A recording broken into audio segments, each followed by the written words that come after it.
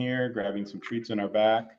For those online, I'm going to be sending a link shortly for a critical reflective worksheet, just a guide to help you with some questions to be thinking about as you're listening.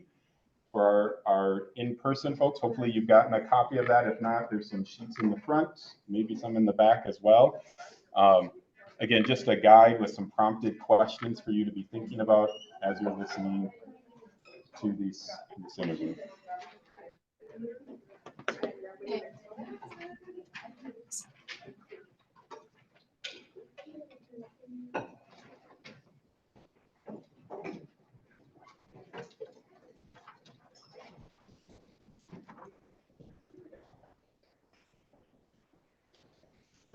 Do you want me to pull the chair over? Would you like to be sitting? I think you can do whatever you. I think so. I think if you like moved it down or something, would that be the preference? Okay.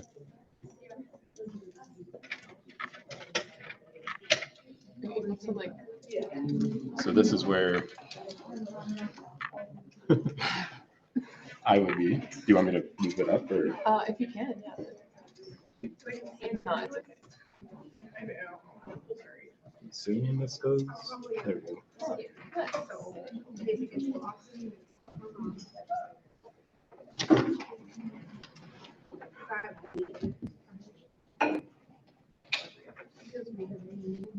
Participants 8 online.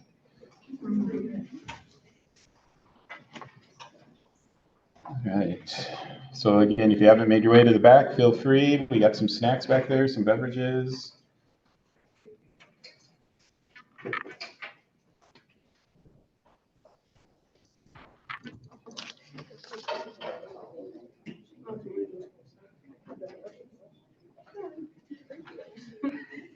So Vibhuti, am I saying your name correctly, Vibhuti? Vibhuti, yes. Vibhuti. Hi. Hi. So I'm seeing a couple different like book covers. Do you have multiple book covers for your book?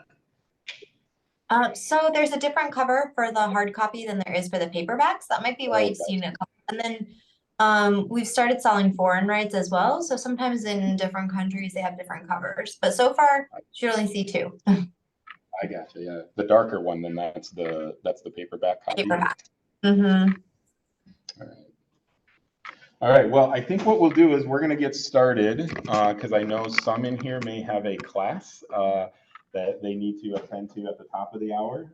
So I want to make sure we give as much time for our interview as possible. So welcome everybody, social work majors, non-social work majors, online audience. Welcome to our Human Experience Speaker Series. This series is something that the Department of Social Work sponsors and puts on throughout the academic year. Monthly, we invite in an individual to essentially share their human experience and all that entails. And so I'm excited about today's speaker. As we do with all of our human experience series, what and how I would like to start is I want to start by reading through our social work competency that is most closely aligned with the purpose for this speaker series. So social work is a professional major. For our social work majors, both undergraduate and graduate, there's an expectation that they are able to practice and demonstrate for already licensed professional social workers competent social work practice. And one of the competencies that they are both learning and then having to demonstrate in practice settings in the community is engaging in anti-racism, diversity, equity, and inclusion in their social work practice. It's our competency number 3 in the social work profession. And I'm just going to read to you what that competency means for our social work students. It's a real tangible reminder about competent practice for our non-social work majors. A little bit of education about just one of the 9 different competencies our social work students need to learn and as well practice and demonstrate. So here's what our competency says. Social workers understand how racism and oppression shape human experiences and how these two constructs influence practice at the individual, family, group, organizational, and community levels, and in policy and research. Social workers understand the pervasive impact of white supremacy and privilege and use their knowledge, awareness, and skills to engage in anti-racist practice. Social workers understand how diversity and intersectionality shape human experiences and identity development and affect equity and inclusion. The dimensions of diversity are understood as the intersectionality of factors including but not limited to age, caste, class, color, culture, disability and ability, ethnicity, gender, gender identity and expression, generational status, immigration status, legal status, marital status, political ideology, race, nationality, religion, spirituality, sex, sexual orientation, and tribal sovereign status. Social workers understand that this intersectionality means that a person's life experiences may include oppression, poverty, marginalization, and alienation, as well as privilege and power. Social workers understand the societal and historical roots of social and racial injustices and the forms and mechanisms of oppression and discrimination. Social workers understand cultural humility and recognize the extent to which a culture's structures and values, including social, economic, political, racial, technological, and cultural exclusions, may create privilege and power, resulting in systemic oppression. As you can see, there's a lot in there, and it's just quite impossible to really learn and appreciate that from a textbook. And so, again, we've created this human experience speaker series to really invite in stories. And we encourage our students to engage in storytelling and story listening. There are some worksheets that the audience here, again, has received. I will include a link for our Zoom group to just help you all know how to engage and how to listen to today. I want to thank the Office of Inclusive Excellence for the provision of our treats and drinks in the back. Thank you. And for the technical assistance, you may not have seen, but we had people standing on chairs and desks and doing all sorts of things to make this possible. So thank you. I want to thank the Department of English and Journalism as well for encouraging attendance for today, for the ways you're educating your students in storytelling and asking questions. And so thank you for being here as well. I'm quite excited. I was honestly a little challenged going, I do want to ask Talia to come and to interview and to be a part of this space. But honestly, I'm a little jealous. I've been fanboying a little bit over this book and this opportunity to hear from you, Vibhuti. I listened to your book, and I'm just going to walk into that space to say, I've both read and listened. I'm going to own it. Like professors listen to books as well. Okay. And so I listened to this book over the summer and truly enjoyed it. And it truly challenged me as well. In assumptions I was making, in different directions I thought the story was going, and then all of a sudden a turn came and I had to readjust what I was thinking and how I was thinking about individuals. So I just want to say thank you for being here, and I'm excited to listen to this interview. So I'm going to invite up Talia McWright. Talia is a senior student in the Department of English and Journalism here at Bethel. We got to know Talia last year and have really enjoyed any opportunity we've had to connect. Talia is also the director of our multi-group under or within the United Cultures of Bethel here. And so again, really excited about her willingness to help us learn this story. And then our author, Vibhuti Jain, is coming to us, and she may say more about this, coming to us from South Africa, where I believe it's in the evening. So that was one of the challenges is I have enough trouble just trying to navigate like my schedule in my life. And so even as like late as what, 2 days ago, we're like, wait a second, I thought it was this time. And so we've had the challenge of trying to just communicate and organize across time differences. But just real quickly, Vibhuti Jain lives with her husband and daughter in Johannesburg, South Africa, where she works in international development finance. She began her career as a corporate lawyer in New York City, and she holds degrees from Yale University and Harvard Law School.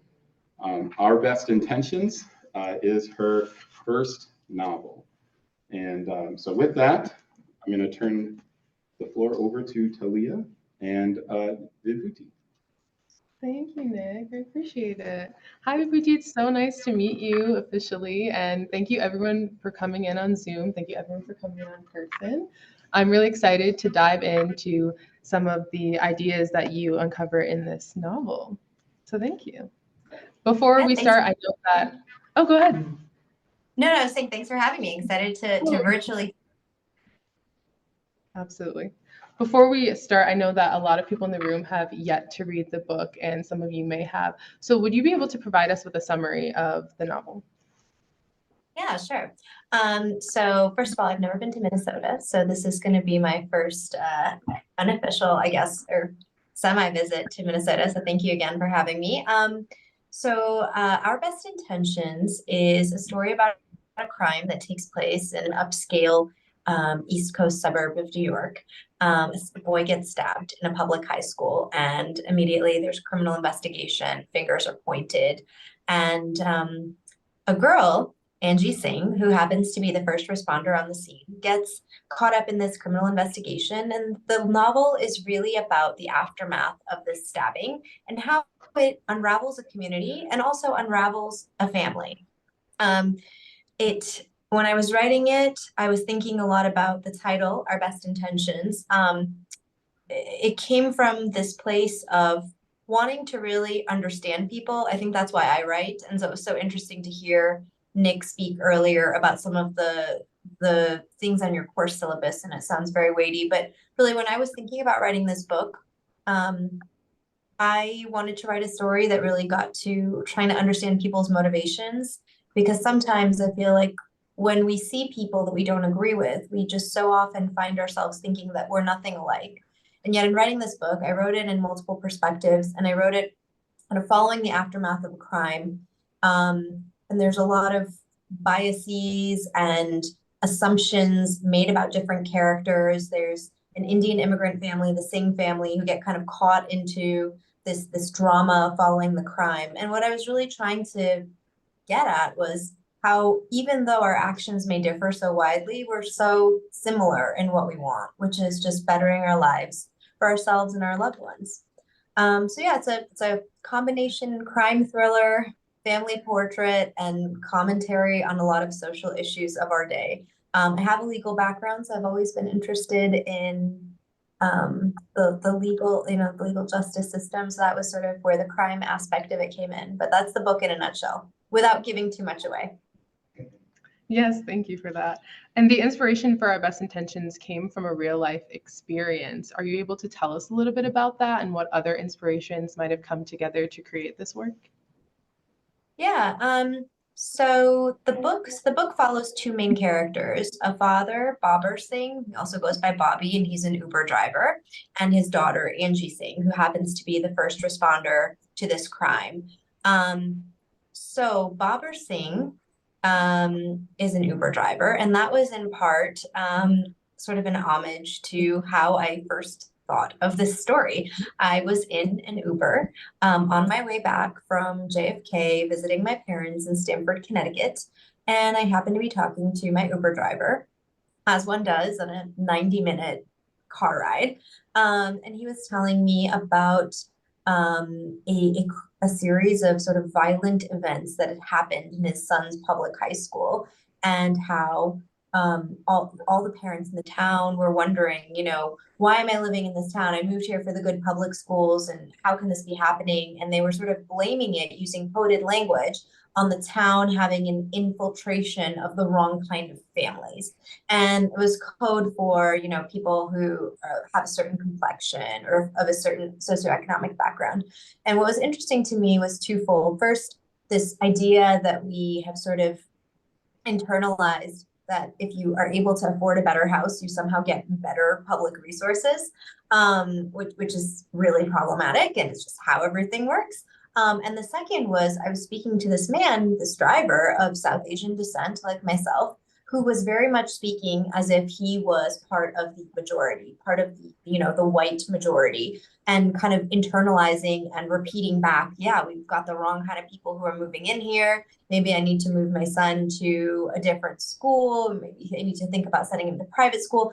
And it was very interesting to me to also think about how people like myself who are of South Asian descent or Indian American or Asian American, we often, in debates about race, we often aren't really a visible group in that dialogue. And it's often portrayed as just black or white. And yet there's so many different people that live in the in-between. And there's this sort of pressure to almost identify with whiteness as a means of power.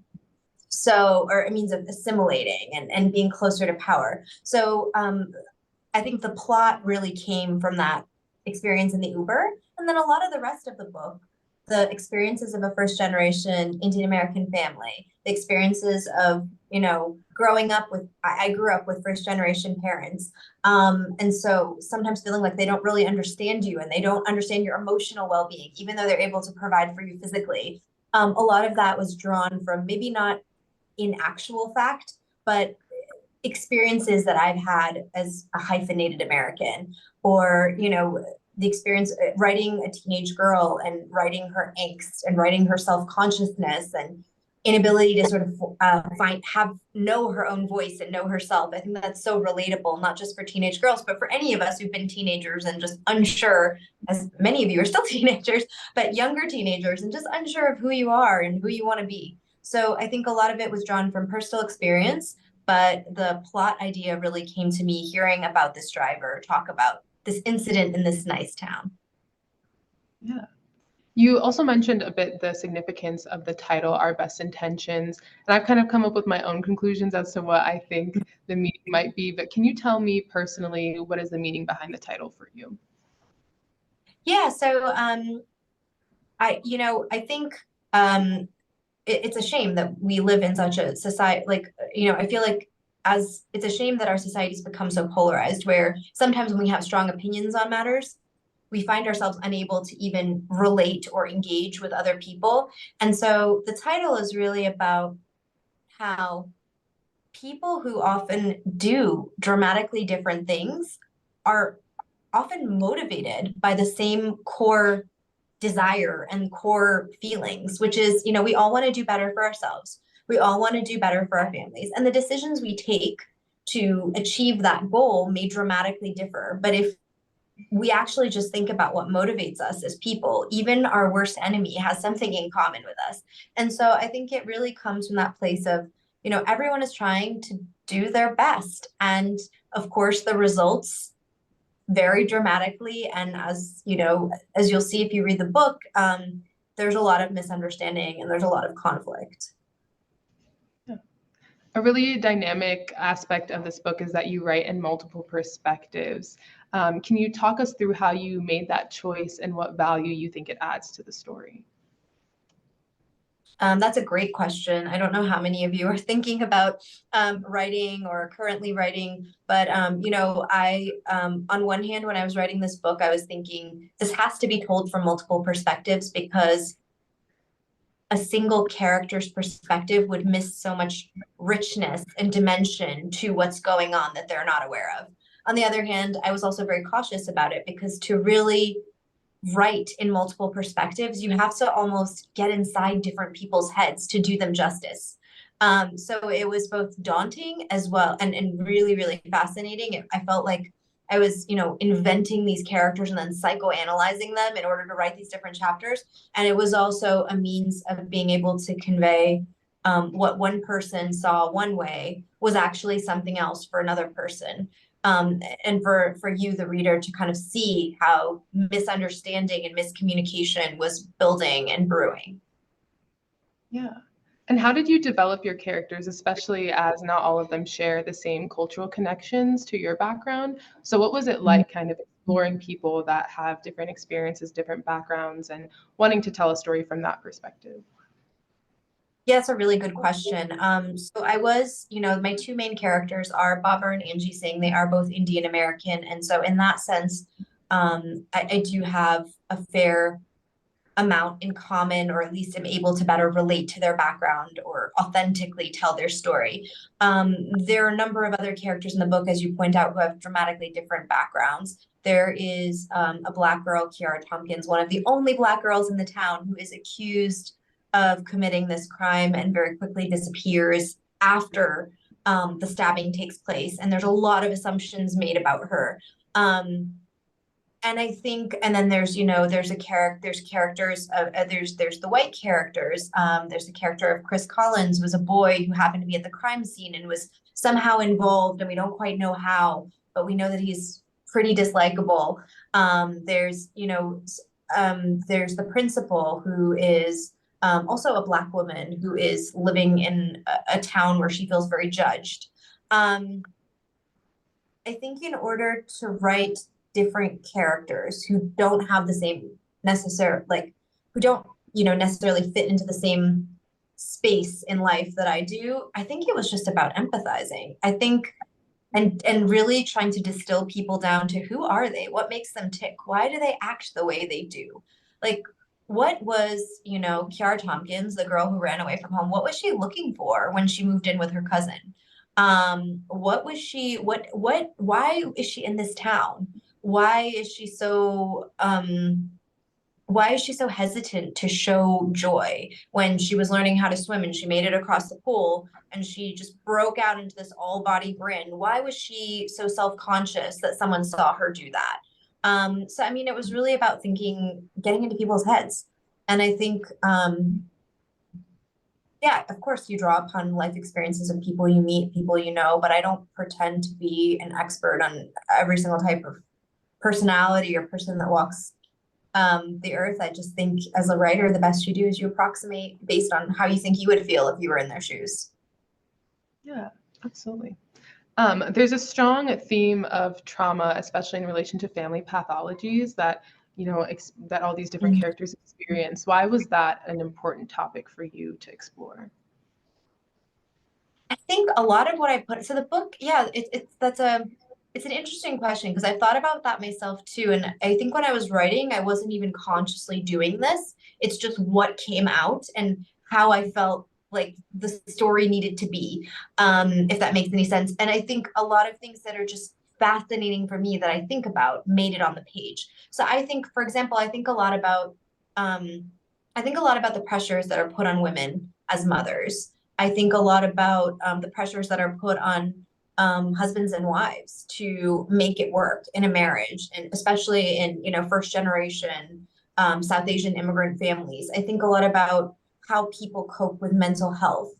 Those are all things that show up in the book. I mean, what's interesting about the Singh family, for instance, is the mother effectively abandoned the family, and I was very curious by the idea that in society, we almost are more forgiving of men who leave and are more likely to want to reunite with with an absent father than we are with an absent mother. And so that was something that was interesting to me. So I put it made its way on the page. But it's not just the Singh family that has this trauma. I think there's a lot of characters who are dealing with hurt. And I think part of it was just my effort to make sense of why do people act the way they do? I mean, we all carry so much emotional baggage around, and that just shapes everything about us. It shapes how we view the world. It shapes how we respond to things. It shapes how we treat others. And so I think for me, it was about creating realistic three-dimensional characters, because I think so much of the human experience is maybe not necessarily family trauma, but it's dealing with disappointment and hurt and pain and knowing how to cope and manage, sometimes living with that every day. Yeah. I noticed in the novel that your characters all have really strong internal and external dialogue, but on top of that, you have these really vivid and imaginative descriptions of their surroundings and their experiences. Can you tell us how you describe your writing style and how you developed it as well? Well, I think so I tried to paint. I think of writing almost as painting. I try to like paint my surroundings and almost paint the inside of a person. And that's almost the best description I can think of to describe how I'm feeling when I'm creating a scene or a character or a description. But I mean, I love reading, and I think most writers will tell you they love reading, and I love language that just is lyrical and beautiful and comes to life off the page. And so I don't know that I fully achieved that, but that was my goal when I was writing, to leave people with sentences that they would repeat or want to say out loud, or that just touched them in a certain way. I think also the beauty of writing, as opposed to other mediums of expression, like film or like music, is that you can really take the time when you're writing a novel to depict a person's interior as well as their exterior. And it's fun. I mean, I love other forms of art and storytelling as well, but I think it's kind of fun to be able to be so voyeuristic. Are there any authors that inspire you?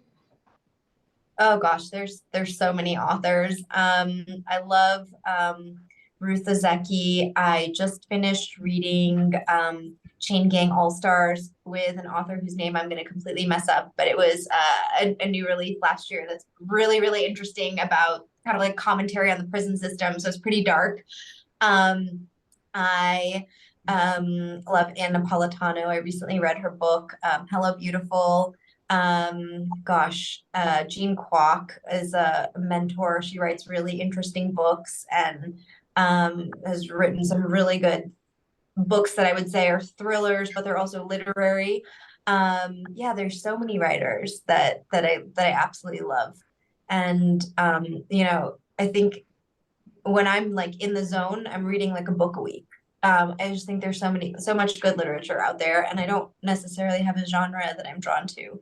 Apart from perhaps, I'm not really into like sci-fi speculative fiction personally, although I have read a few books in that genre. But apart from that, I pretty much read everything.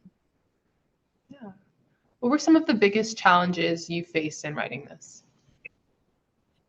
I think writing is a very lonely task, and it can be a long time consuming process where you live inside your own head. And so I think I didn't quite fully appreciate that when I was writing. So I think if as I'm working on my second book, I'm definitely much more self-aware of how inside your head you feel. I mean, I would spend sometimes an entire weekend just working on a chapter and just really, really thinking about the chapter. I also was not necessarily as conscious of how many times you rewrite a story. I mean, you rewrite it to the point that you're almost sick of it. You're sick of your story. You're sick of your characters. But those were two big learnings for me in writing this, just how intense of a process it is and how much revision goes into it. What other things did you discover about yourself in the writing process after examining the story and forming these relationships with the characters that you built?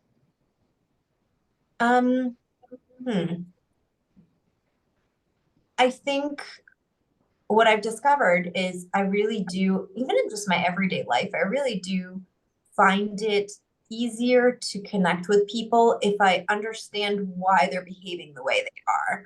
And I think that was why this book in particular felt like the book that I needed to write. Because I think I'm very fascinated by why do people act the way they do, or what's motivating them, or what's behind this. And I think I've been more aware of that in having written this book. So I think that's one thing. I think in writing a father-daughter relationship that has some challenges and issues and hurt, I think it also gave me a deeper appreciation for my own parents. At the time I wrote this, I wasn't a parent, and now that I am, of course, it has an even different meaning, although my daughter's so young. But yeah, I think it helps you appreciate all the things that maybe were cringeworthy when you were younger that your parents put you through. The father-daughter dynamic that you create is really strong and one of the largest focal points of the story, I feel, as well. Can you expand a little bit on why you included that as a really main focus point?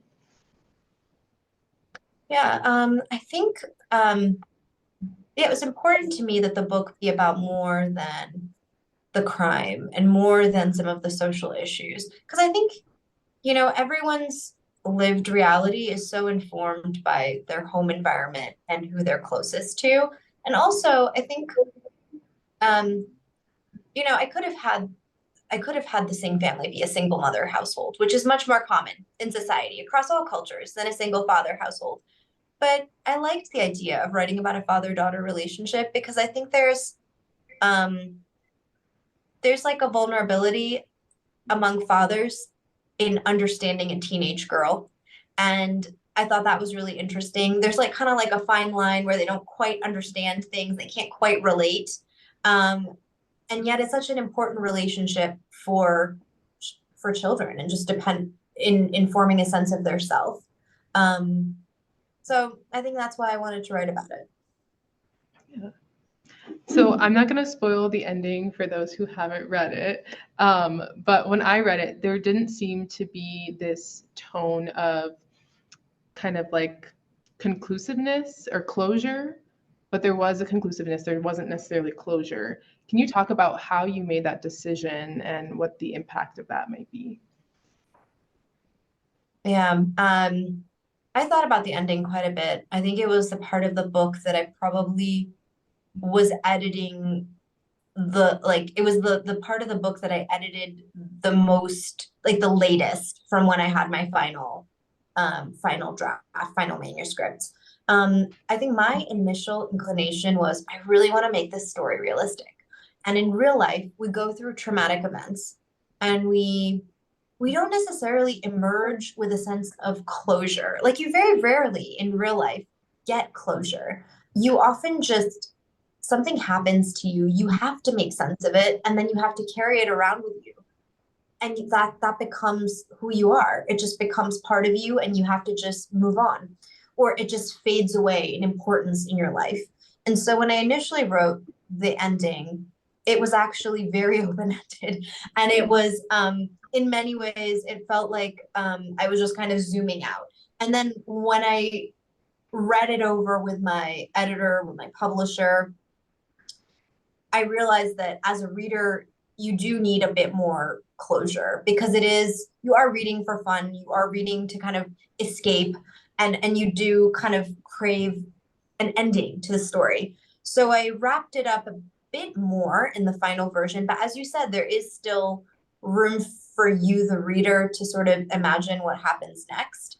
I didn't actually think I was going to write that type of story because I have to confess, as a reader, I often want things tied up neatly in a bow, even though that bow may be very unsatisfying ultimately. And I'm like, oh, I wish it didn't end like that. But with my book, I just felt like I think my aunt actually, who read this book, was one of my first readers, put it really well, where she was like, well, it's not actually, the end is actually the beginning. And so I wanted to end on a note of hopefulness, but that allows you to kind of imagine what happens next. Yeah. What do you want or hope that the reader will experience as they interact with the text? I hope that I hope that it's entertaining. I mean, I think we read stories because we want to be entertained. Second, I hope that it's relatable and that it makes people think about their own relationships or their own perspectives or other people. I hope that it encourages dialogue with someone who maybe you didn't even want to talk to because you thought you were incredibly different. And ultimately, I hope it builds empathy. I mean, I think we won't always agree with people that we interact with, but the most we can hope for is just feeling understood and respected. Yeah, absolutely. What has the outside response been from people? Like mostly positive, mostly negative? What are some things that you're hearing from people as they read?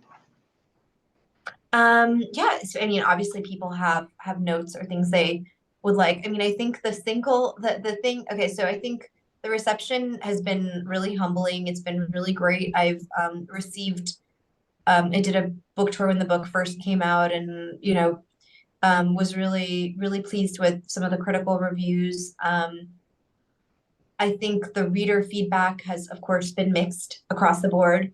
I think for some people, they are looking for that tighter ending. And I wonder if that tighter ending would have left the story feeling more flat, but that's some of the feedback I've gotten. I think there's some people who wanted more, like some of the characters who I didn't amplify to be on the page more. So for example, Kiara Tompkins is not on the page as much as the Singh family. And in part that's because I felt like the Singh family's story was my story to write, that I could write authentically, as opposed to Kiara's story.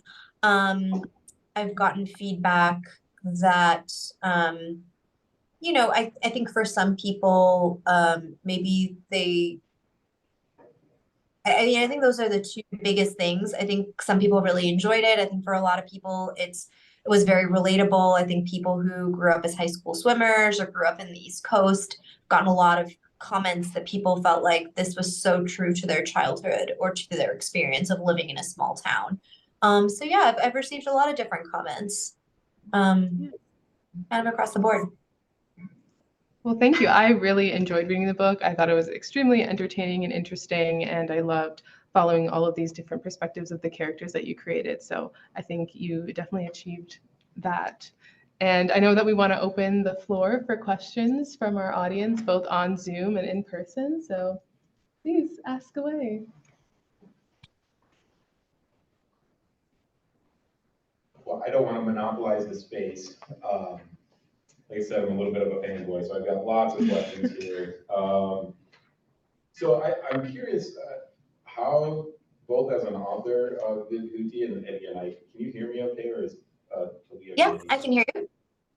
I wonder how you managed to hold the multiple perspectives as you wrote, and that tension. And was there anything like you consciously kind of engaged in to keep each perspective unique and true without kind of being without one perspective interfering the other perspective? Does that make sense?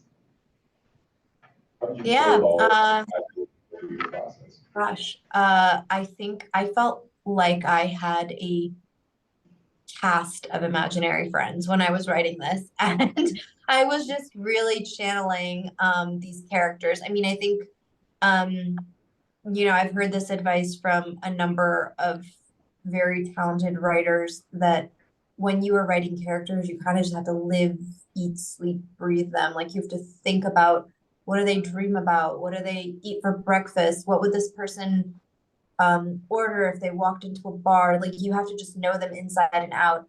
And so it was very intense. To tell you the truth, I don't know how one perspective didn't interfere. I think the characters were so distinct in my mind that the perspectives bleeding into each other was never an issue. I think it was just remaining true to forming really full three-dimensional characters. And I would kind of write out in the beginning when I was first writing, I would like almost make like a questionnaire that I imagined each of the characters were filling in, just to try to push myself to get to know them better.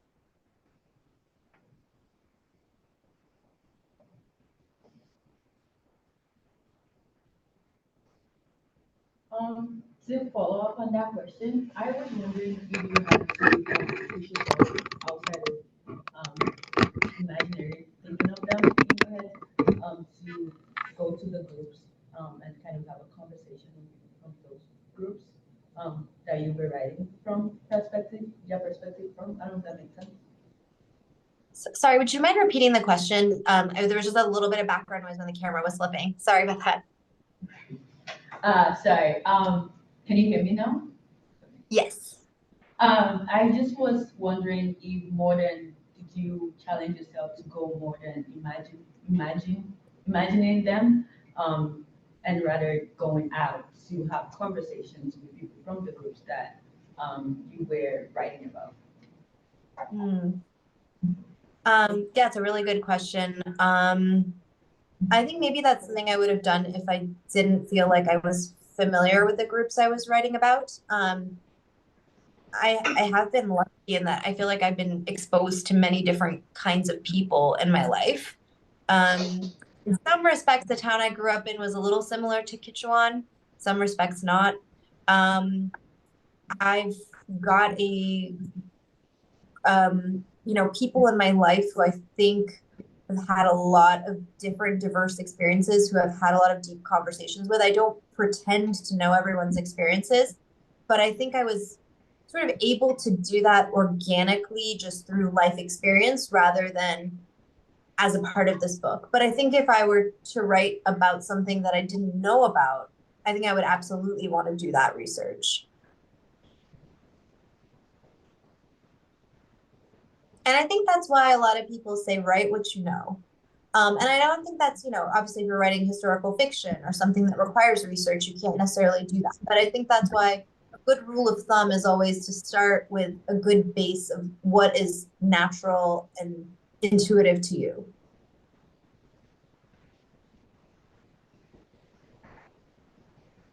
I'm curious, what's next after this? Like, did you have a lot of fun writing a fiction novel, and would you do it again or branch out into different kinds of work?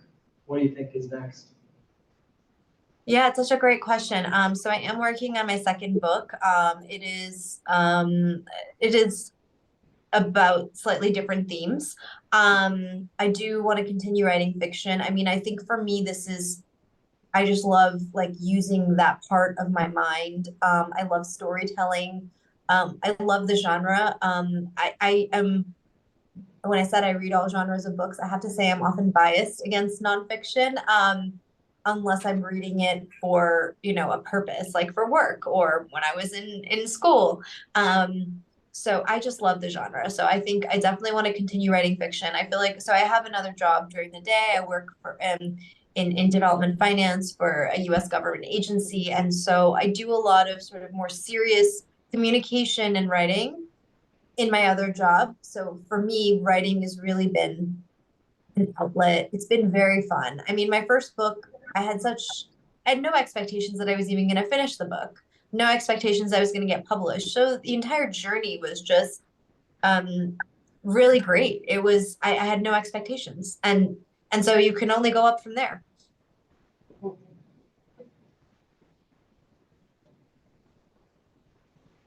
Hi, I'm wondering if you would talk a little, you've covered some of this, but what do you think is the role of writers or fiction in social justice work? Are there things that writers in fiction can do especially? Are there things that it really can't do in those areas? And we need to focus on other ways of acting and learning and understanding? Thoughts you've got on that? Yeah, I love that question. I do think about it, and that's actually so interesting because, again, when I wrote this book, I didn't intend to write a book with a social justice theme or with a social justice message. It just ended up being really what was on my mind and the message I wanted to get across. But um, I think writers have not a responsibility. I think what's beautiful about writing is you can convey a point of view and an argument without necessarily telling someone, here's what I think, and this is why you should think it too. And so I don't know that it's necessarily a duty because not everyone wants to write about certain topics or issues. I mean, this book touches a lot on race and class and privilege and assumptions and assimilation and a whole host of other thorny issues. But I think whatever you write about, I think for me, it's very powerful to know that you can influence how people think about something because you have this platform to spread a message. And in writing fiction, you get to do that in a less heavy-handed way than someone who maybe is writing a speech about this is what we need to do. And I think that was more true to my personality because I don't necessarily think that I had consciously said, I want to write a book that will make people really question A, B, and C and think this is the answer. And in fact, even in writing it, I think more than anything, I just want people to think about their views, not necessarily pushing anyone to change their mind about anything, and to just appreciate others.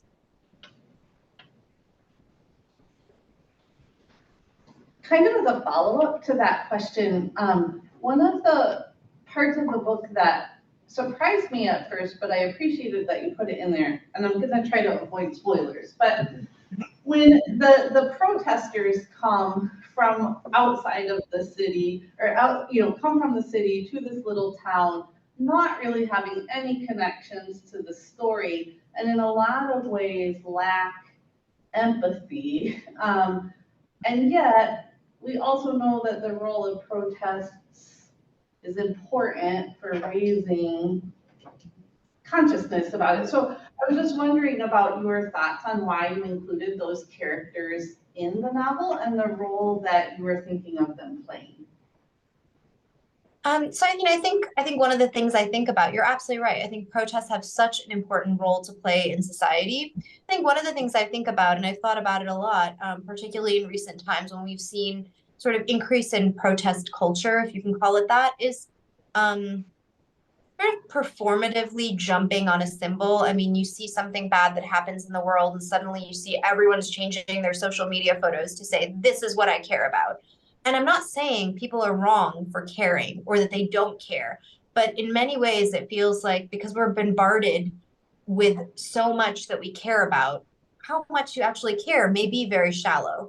So I think it was my way of just kind of asking the question, like, is there a performative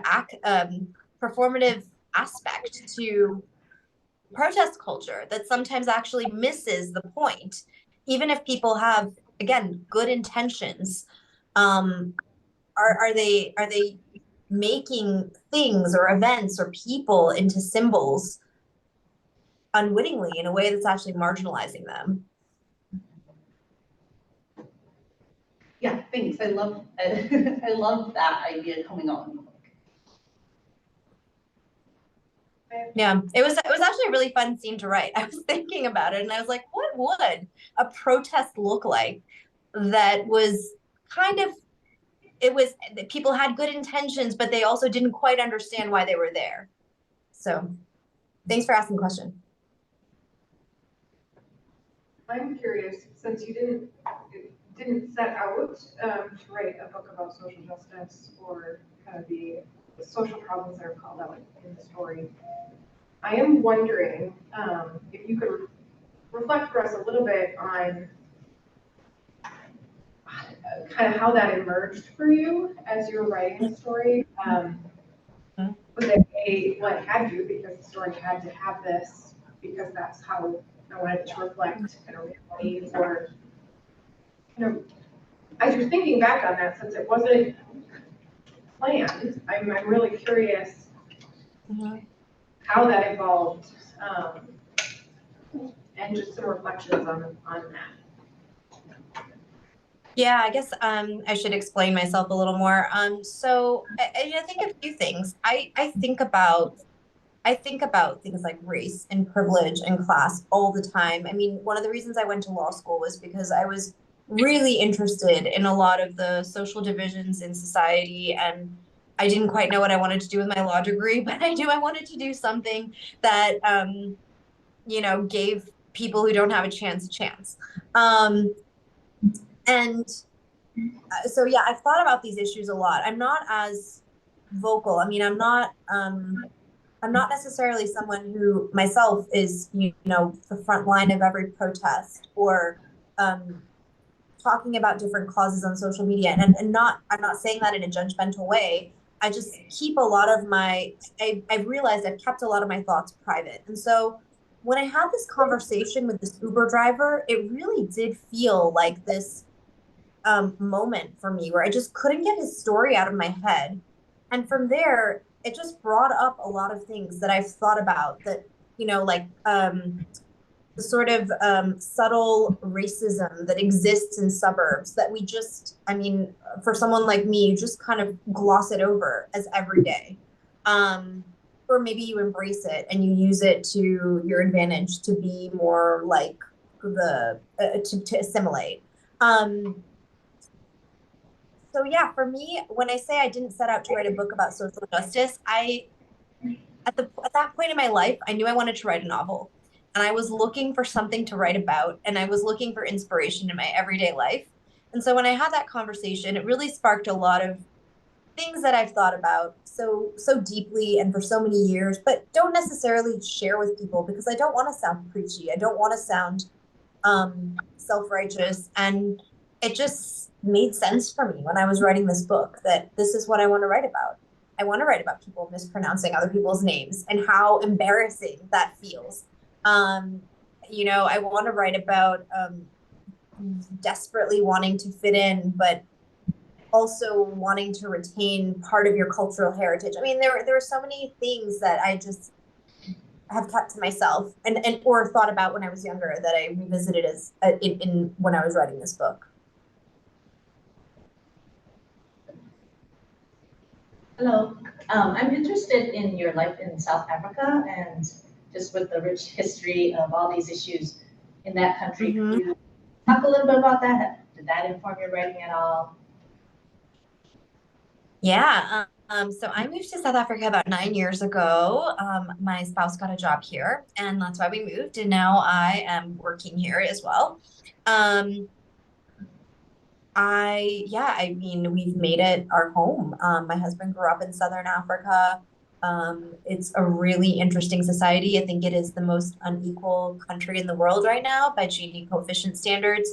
Um, I find when I'm writing that I go back to places that I feel like I deeply, deeply know and understand. And I still, despite having lived here for so many years, don't feel like I fully understand South Africa. So in some ways, yes, I am always influenced by people I meet and my surroundings. But when I sat down to write a book, I really felt like it needed to be set in a time, in a place, in a space that I deeply understand. And I still feel very much like an outsider in South Africa because there's so many different South Africas. There's so many, I mean, divided by socioeconomic status, but also there's so many different cultures within South Africa. And unlike the US, there isn't necessarily a mainstream South African culture that's unifying. Whereas I think in the US, at least through pop culture, we have a sort of mainstream American culture. And that doesn't, if it does exist here, I haven't yet been able to identify it. So I feel less confident consciously writing as someone who understands this place. So it shows up, I'm sure, in the ways I describe people, in inspiration for characters, but I was very much consciously writing about the US.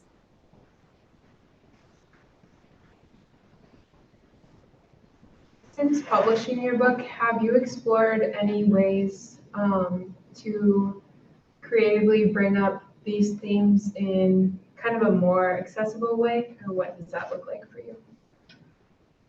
Yeah. So I'm in discussions on adapting it for film, which I think for many people is more accessible than reading a book, just given people's, preferences and culture.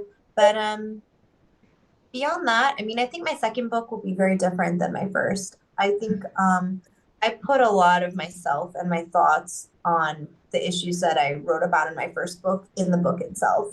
So I haven't consciously thought about something else. I mean, one thing I would like to aspire to do, and I don't know what I'll end up writing it about, maybe it'll be about some of these themes, is at some point with my daughter write a children's book. But I think that we're a few years off from that. But yeah, maybe that will be when I revisit that.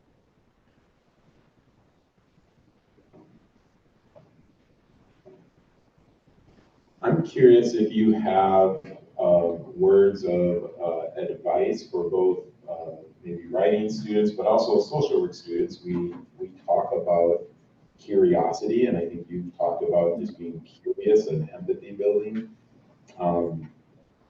But that's to truly just remain curious is difficult to do, and to not let your own social location, your own biases, your own thoughts about something interfere with that curiosity. So I'm wondering if you have some words of advice about how whether it's in a creative space or in a kind of that professional space, but as we're engaging other individuals, if you have some words about like how do we, to the best of our abilities, remain as purely curious as we can, yeah, as we're interacting. Yeah, it's a great question. I mean, I think all of you are going to be interacting with people who, you know, may be dealing with difficult life circumstances or circumstances that are very different than yours in your work. I mean, I think for me, it's always important, whether it's in friendships or professional relationships, or, you know, it's a client advisor type relationship, to try to make sense of who the person is. Like, and I'll go back to this, and I think I've said this a few times already, but really for me, it's about understanding what motivates people. Why is this person doing what they're doing? Is it an event that happened to them? Why are they, you know, in the book, Kiara carries around a backpack of her stuff, likely because she doesn't feel secure without her things with her. Why is she acting like that?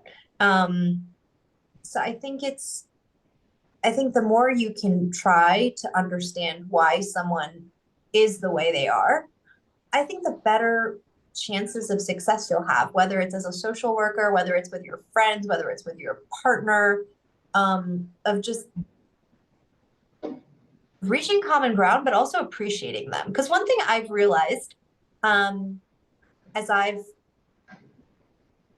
gotten, sorry about that, there was something that popped up on my phone screen, as I've gotten older, is that, you know, even with our closest friendships, the friends that I've had for like 20 years, there's going to be things that they do that I just don't like. And it's just, when you put people in perspective and you think about how they are and why they do the things they do, you can forgive a lot, and you also learn to appreciate the good and just move on past the bad.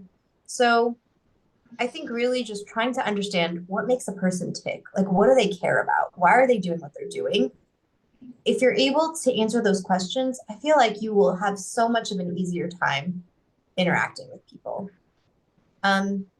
So I think if I had any advice to give, and when you're doing a creative endeavor, whether it's writing or acting or anything, you know, in the arts, I think the more you can convey that emotion in your work, the more real it will feel.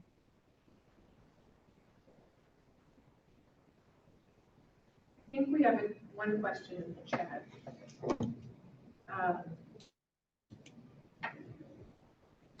Yeah, Deb, I see that you asked a question. Did you want to ask on Zoom? Sure.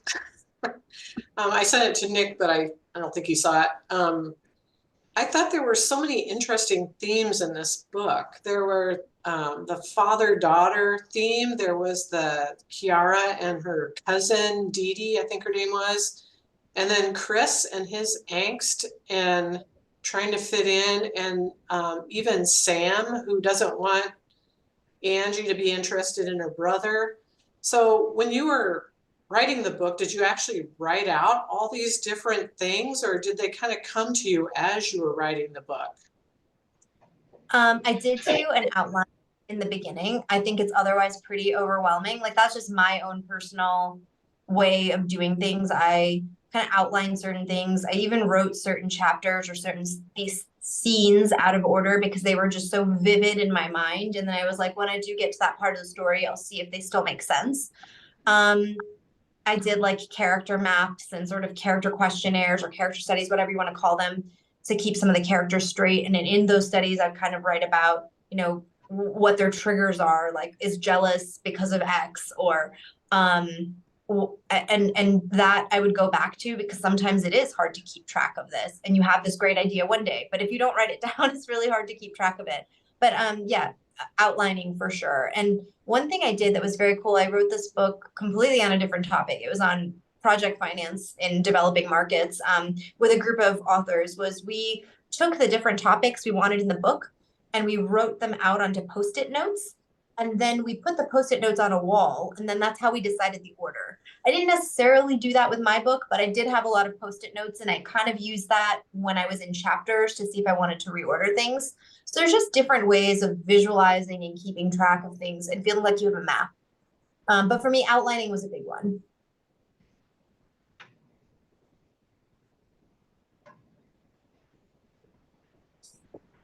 Do you have a title for your next book?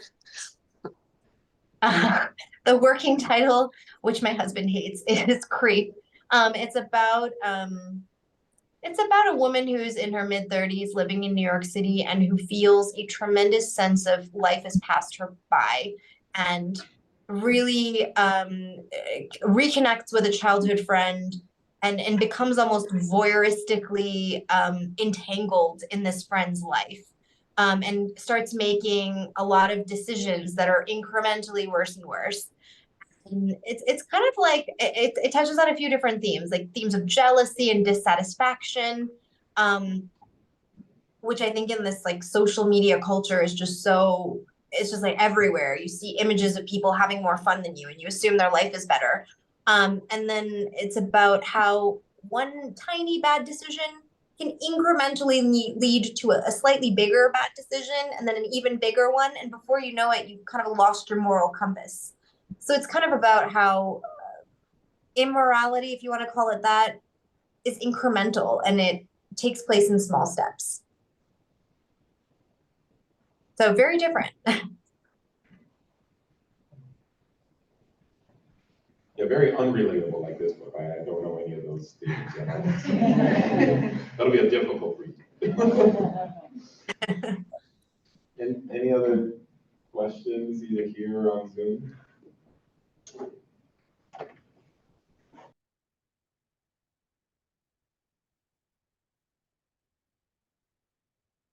Is there anything else, Vibhuti, that you would like our audience to know either about you or about the book?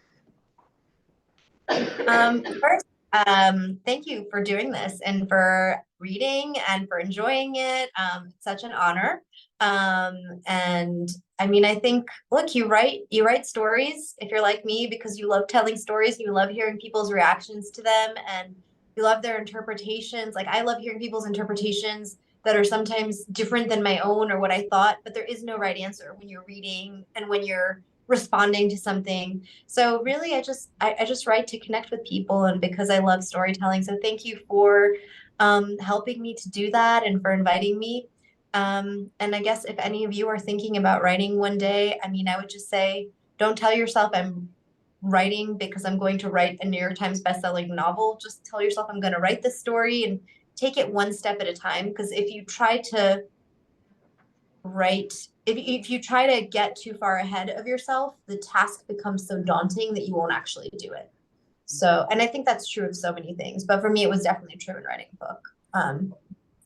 So yeah, thank you so much. And thank you for saying all these nice and wonderful things and for being so engaging and for asking so many great questions.